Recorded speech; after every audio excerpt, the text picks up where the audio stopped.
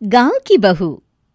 क्या सावित्री, मैंने सुना है कि मालती की बहू ने अपने सास ससुर को घर से निकाल दिया है।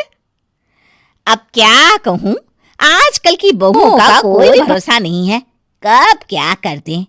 मालती की बहू को देखकर कौन कह सकता था कि वो ऐसी निकलेगी। तू सही कहती है, आजकल की बहुओं को देख मुझे तो बड़ा डर लगता है। कहीं मेरी बहू भी ऐसी निकल गई तो। नहीं, मैं तो गांव की सीधी सादी लड़की से अपने बेटे की शादी करवाऊंगी। इस तरह एक दिन गायत्री अपने बेटे की शादी गांव में रहने वाली मीना नाम की लड़की से करवा देती है। ये लीजिए माँ जी, आपके लिए गर्मा गर्म नाश्ता और चाय।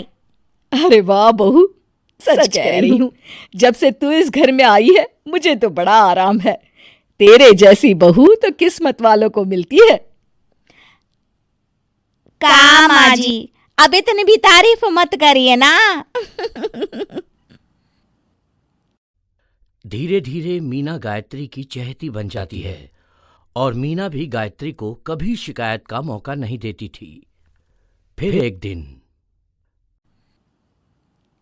ये ले बहू, आज मैं बाजार से तेरे लिए साड़ी लाई हूँ। साड़ी देखते ही मीना का मुंह लटक जाता है। का माँ जी, ये भी कोई साड़ी है? ना, मुझे तो बिल्कुल पसंद नहीं आई। अरे लाना ही था तो कोई अच्छी महंगी वाली साड़ी आती मेरे लिए। आप तो ये सस्ती साड़ी उठा लाई। मुझे नहीं ना चाहिए आपकी ये साड़ी, आप ही पहनिए इसे। अरे ये क्या बहू, तू तो आजकल कुछ ज्यादा ही नखरे दिखा रही है। मैं इतने प्यार से तेरे लिए साड़ी लेकर आई हूँ और तू है कि उल्टा मुझे ही दो बातें सुना रही है। अरे माँ जी, आप अपने लिए तो बड़ी डिजाइनदार और महंगी महंगी साड़ियां खरीदती हैं और मेरे लिए ये सस्ती साड़ी ले आई। आप समझती हैं कि मैं गांव से आई हूँ इसलिए मुझे कुछ नहीं पता। हाँ। अरे कुछ नहीं, तुझे शहर की हवा लग गई है बहू। इस तरह दोनों सास बहू में रोज किसी न किसी बात पर लड़ाइयां शुरू हो जाती थीं। एक दिन गायत्री अपनी कुछ सहेलियों को अपने घर चाय पर बुलाती है। अरे बहू, मेरी सहेलियों के लिए बढ़िया चाय नाश्ता तो बना दे। अरे माँ जी, अभी ना मेरे पास बिल्कुल भी समय नहीं है, मुझे ब्यूटी पार्लर जाना है। चाय नाश्ता आप ही बना लीजिए। हाँ। तू कब से ब्यूटी पार्लर जाने लगी है? शहर आए 2 दिन नहीं हुए और देखो महारानी के नखरे शुरू हो गए। बस भी करिए माँ जी, आपसे बहस करने के लिए मेरे पास ना बिल्कुल टाइम नहीं है। आपका क्या है, आप समझती हैं कि मैं गांव से आई हूं तो मुझे कुछ नहीं आता और आप जो रोज रोज मुझसे मेहमान नवाजी करवाती रहती हैं नौकरानी की तरह। मीना के कमरे में जाते ही, अरे ये क्या गायत्री, तू तो अपनी बहू की बड़ी तारीफ कर रही थी, लेकिन ये तो तुझे कुछ समझती ही नहीं। भाई मुझे तो लग रहा था कि तेरी बहू गांव की है तो सीधी सादी होगी, लेकिन इसने तो शहरी बहुओं को भी मात कर दिया। हाँ। अपनी सहेलियों के सामने अपनी बेइज्जती होते देख गायत्री आग बबूला हो जाती है। अरे क्या शहर और क्या गांव, मेरी तो किस्मत ही फूटी थी जो मैं इसे बहू बना के ले आई। भगवान जाने आगे और क्या क्या करेगी। अब तो मुझे कुछ ठीक नहीं लगता, तू जरा संभल के रहना, कहीं मालती की तरह तेरा भी हाल बेहाल ना हो जाए।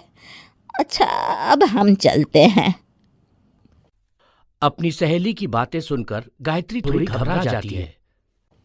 अरे ये सुशीला क्या बोलकर चली गई, कहीं इसकी बात सच ना निकल जाए।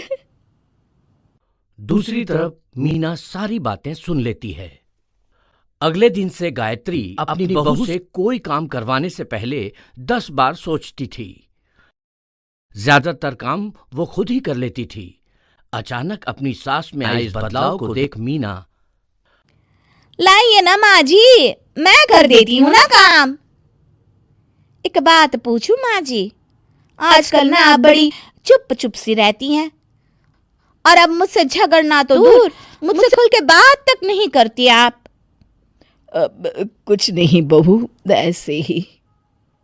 मीना अपनी सास की मंशा भांप जाती है और मुस्कुराते हुए कहती है, अरे माँ जी, चिंता मत करिए, मैं आपको घर से नहीं ना निकालने वाली। ये डर आप अपने मन से निकाल दीजिए। अरे छोटे मोटे झगड़े तो हर घर में होते रहते हैं, चाहे कुछ भी हो जाए, आप मेरी सासू माँ हो। मैं तो जिंदगी भर आपकी सेवा करूंगी माँ जी। अपनी बहू की बातें सुन गायत्री को एक प्रकार का संतोष होता है और उसकी सारी चिंताएं दूर हो जाती है। गायत्री अपनी बहू को गले लगा लेती है। मुझे माफ कर दे बहू, मैं तुझे गलत समझ बैठी थी।